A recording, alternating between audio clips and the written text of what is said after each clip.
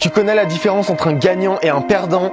Un perdant bouge sans avancer, il étudie les problèmes sans fin, se perd et finit toujours au même niveau que n'importe quel autre mec. Sauf que lui, il a toute cette puissance potentielle en plus qui est complètement inutile. Aujourd'hui, c'est très simple de se perdre dans la masse d'informations, d'avoir de quoi agir, mais de finalement rien faire. Ce qui te donne absolument pas d'avantage par rapport à n'importe qui d'autre. Dans mes vidéos, il y aura donc deux parties. Une psychologique pour t'expliquer les raisons de ce que tu fais et pour que tu puisses le refaire sur le long terme. Et une partie à appliquer immédiatement pour voir les résultats. La partie pratique sera dans la description à partir de maintenant. Tu trouveras des actions à effectuer pour un ou plusieurs jours de la semaine pour pouvoir toujours t'aider à avoir plus de contrôle et de choix dans ta vie. Ce qui est l'objectif ultime de cette chaîne. Salut, c'est Tim. Ayant perdu l'exceptionnel script pour cette vidéo, je suis absolument dégoûté. Pour te rappeler que j'ai dû le refaire entièrement, tu verras donc apparaître un poulpe aléatoirement pendant la vidéo. Bon visionnage. Qu'est-ce que j'entends par être un leader? Un leader, c'est pas seulement quelqu'un qui donne des ordres. Tout le monde peut donner des ordres. Tout le monde peut rester dans la tente pendant que son armée fait le boulot dehors. Un leader, c'est pas non plus l'autorité. C'est pas un patron ou un manager. Un leader, c'est quelqu'un que tu suivras même si on te donne le choix. Un dictateur n'est pas un leader non plus. Imposer ses choix ne les a jamais rendus bons ou meilleurs. Un leader, c'est quelqu'un qui te permet de faire partie d'une aventure excitante, qui te permettra d'évoluer avec lui, qui par son exemple te fait te sentir plus que juste toi-même. C'est avant tout quelqu'un qui se bat pour les autres, qui est prêt à donner plus aux autres, qui se donnerait jamais à lui-même, qui se bat pour des valeurs et qui représente le groupe.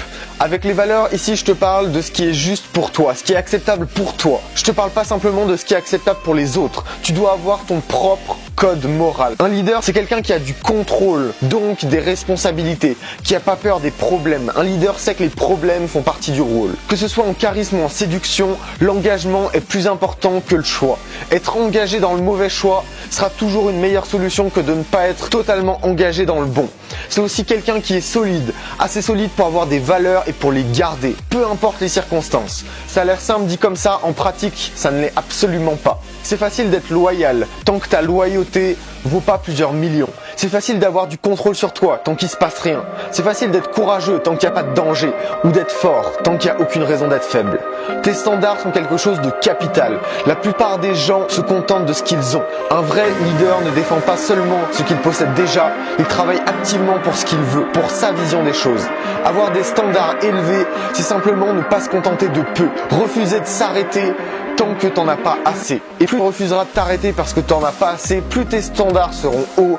Et pas de secret, les gens avec les standards les plus élevés sont ceux qui réussissent le mieux. Quelqu'un qui veut être champion du monde aura pas le même entraînement que quelqu'un qui veut gagner des régionales. D'où la différence énorme de résultats. Sauf que ton corps a pas envie d'un entraînement de champion du monde pour des régionales. Donc si tu compares ton entraînement à celui des autres, ton cerveau va assimiler que c'est normal de pas s'entraîner beaucoup puisque c'est pas ce que font les autres.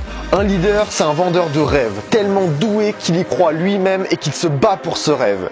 Être un leader, c'est une compétence que tu dois pratiquer si tu veux la maîtriser. Tu peux pas être promu et savoir exactement comment réagir à toutes les situations. Ça te demandera de la pratique. Je pense que n'importe qui peut être un leader. Ça ne veut pas dire que tout le monde veut être un leader ou que tout le monde devrait être un leader. Avec toi, les gens doivent sentir ton soutien. Ils doivent sentir qu'ils sont en sécurité avec toi. Et à ce moment-là, ils commenceront à agir sous leur vrai potentiel et sous leur vraie personnalité. Être un leader, c'est aussi être tellement en confiance que tu peux mettre en confiance les autres. Et là, tu verras que ça a un impact énorme sur comment les autres agissent avec toi. Dans un environnement stressant, angoissant ou désagréable, tu ne peux pas agir comme si tout allait bien. Tu vas amplifier toutes les erreurs que tu aurais faites. En plus de tes performances moins bonnes, tu n'auras pas envie de continuer. Ce qui forme la confiance qu'auront les gens avec toi, c'est une accumulation de choses que tu feras. Et aucune de ces choses ne sera plus importante les unes des autres. Un des fondements du leader, en plus de ses valeurs, c'est sa cohérence. Les gens sont attirés par la logique, par ce qui est rassurant. C'est une des raisons pour laquelle on te vend des garanties, alors que statistiquement, seulement 1 ou 2% des gens en ont réellement besoin. Même si tu dis n'importe quoi, tu vas remarquer que tant que tu donnes une réponse aux gens, ils seront rassurés. Le meilleur, c'est que même s'ils voient que tu as complètement faux, ils t'associeront avec ce sentiment de sécurité qu'ils ont eu. et oublieront assez vite ton erreur. Plus tu seras franc sur ton erreur, plus tu assumeras d'avoir pensé quelque chose de faux, plus les autres accepteront ton erreur facilement. Mais si t'es pas cohérent, comment les gens peuvent placer leurs attentes en toi?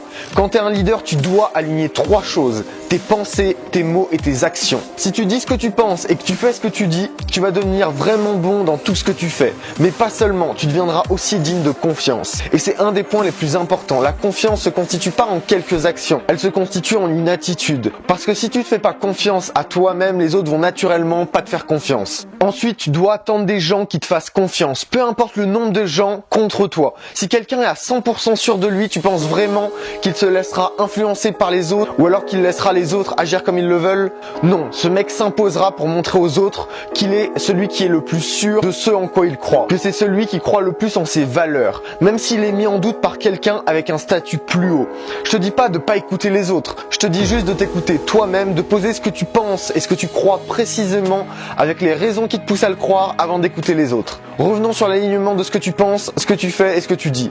Si tu dis que cette fille est mignonne et que tu vas pas lui parler, tu ne penses pas comme un leader. Si tu penses que ce mec agit contre tes principes et que tu n'agis pas, tu ne penses pas comme un leader. Le contraire de l'attitude d'un leader, c'est quelqu'un qui reste passif. Un leader ne craint pas l'affrontement parce qu'il sait que c'est le prix à payer pour défendre ses valeurs et les valeurs du groupe. En dernier, un leader se doit d'être authentique. Alors comment être un leader authentique si pour l'instant t'es ni l'un ni l'autre? Tu peux t'entraîner sur chaque trait pour que petit à petit, tous les détails qui feront de toi un leader fassent partie de ta personnalité. Prendre le contrôle de la situation et assumer jusqu'à être capable de la prendre vraiment en main. Une phrase que j'aime beaucoup en anglais, c'est fake it until you make it. Fais semblant jusqu'à ce que ça devienne vrai. C'est l'esprit que tu dois avoir. La meilleure manière d'être confiant quand tu ne l'es pas, c'est d'agir comme si tu l'étais. Et cette mentalité-là, en plus de convaincre les autres, te permettra aussi d'augmenter énormément ta progression. Ton cerveau est fait de manière à ce qu'il y ait une cohérence entre ce que tu fais et ce que tu penses. Si tu es déprimé mais que tu as une position de puissance et un grand sourire, essaye de rester déprimé et tu verras que tu ne le resteras pas longtemps. Un leader ne doit pas prendre de jugement faible. Un jugement faible signifie une mauvaise décision, prise sous une émotion. Combien de fois une décision a été mal prise à cause de la colère, de la tristesse ou une décision trop hâtive par rapport à ce qui se passait réellement? Pense toujours le plus logiquement, consciemment possible. Une émotion ne t'empêche pas de prendre la meilleure décision, mais simplement ça amplifiera ta décision et ça te la fera prendre plus rapidement, donc tu dois faire attention à ça. Un trait de personnalité fascinant que je trouve chez la plupart des leaders, c'est ce mélange de confiance en soi et de contrôle de soi.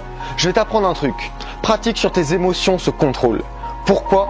Parce que plus tu auras de contrôle sur toi, plus tu seras capable d'avoir de contrôle sur les autres. Et tu seras capable d'influencer ceux qui ne le sont pas. Quelqu'un qui reste indifférent est un psychopathe. Quelqu'un qui réagit trop est fragile par nature. Si la moindre secousse te met hors de toi, comment peux-tu ne serait-ce que rêver de gérer les situations vraiment challengeantes ? En résumé, en plus d'agir de manière confiante, tu dois avoir le bon équilibre pour à la fois mettre à l'aise les gens et te faire respecter.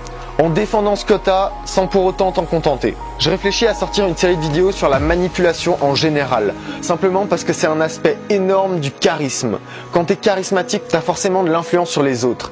Et la manipulation se pratique à chaque fois que tu parles aux gens. La question est donc la suivante, est-ce que ça t'intéresse ? Je lis toujours tous vos commentaires et j'attendrai vos retours. Sur ce, je te souhaite une bonne soirée et profite bien de mes conseils.